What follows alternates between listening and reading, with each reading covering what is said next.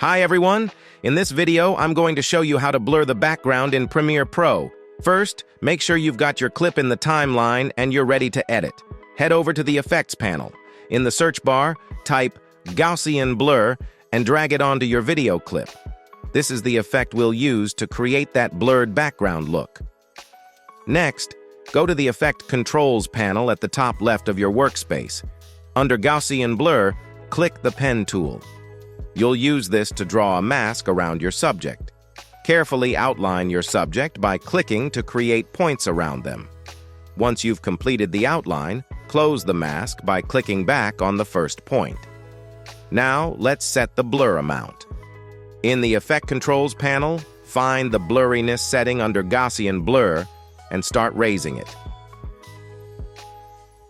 Then click on the inverted checkbox to blur the background instead of the subject. To make sure the mask follows your subject throughout the video, look for the Mask Path option, then hit the play button. Premiere Pro will track your subject as they move, so the mask stays in place during the entire clip. Finally, to make the blur look more natural, adjust the feather and mask expansion settings. This softens the edges around the subject, blending the blur smoothly into the background.